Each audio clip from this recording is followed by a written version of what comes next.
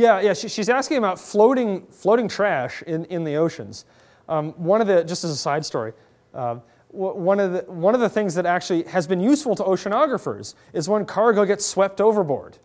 Okay, and there was I remember there was a shipment of sneakers that was coming from China to I believe it was China, somewhere in Asia, to North America, and there was a bad storm, and a whole container of sneakers got swept overboard. Well, some of them made it into the Arctic and made it down into the Atlantic Ocean, and so some oceanographers actually published a study saying, well, what this means about but the real answer to the question is actually no. You can't actually see things that small. I can't see a sneaker. But could you see the plankton, the phytoplankton? Ah. It's not, so you would be able to extrapolate? Sometimes. I can see it in that one image because there's a big temperature difference. If there's there would be not as an extreme temperature difference in the Pacific, so it might not be as obvious. Yeah. And again, the image that you saw there was not directly detecting temperature, although we can do that. It was inferring temperature from the plankton concentration. Yes? You're talking about radar.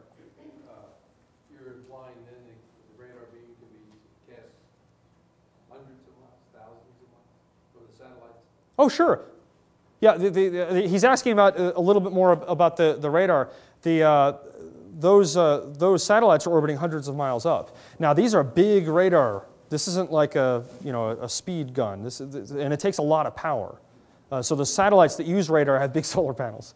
Yeah, you generate that pulse, and then what they do is they aim the pulse of energy because the satellite's moving.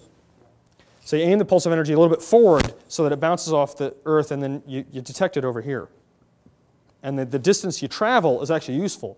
It's almost as having an antenna that big, which makes your sensor even more powerful. All right. Well, thanks for coming out. Oh, okay. One last question. Yes, in the back. What about the magnetic field that surrounds planet Earth? What about the magnetic field? Well, there are all kinds of satellites that do detect the magnetic field, but none of these satellites do. In order to detect a magnetic field, you need a magnetometer, which is just a fancy way of saying an instrument that feels the magnetic field. And there are a few satellites that do that, especially in relationship with trying to understand how the Earth interacts with the Sun, which is a terribly important thing. The Sun, we live inside the Earth's magnetic field, but then we're also inside the Sun's magnetic field. And the two interact in very interesting ways.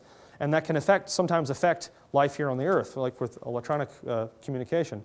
So there are satellites that do that. They're usually in more distant orbits, so they can detect the interface between the Earth's magnetic field and the Sun. But that's a little bit different than the remote sensing satellites. It's a different class of spacecraft. Well, thanks for coming out.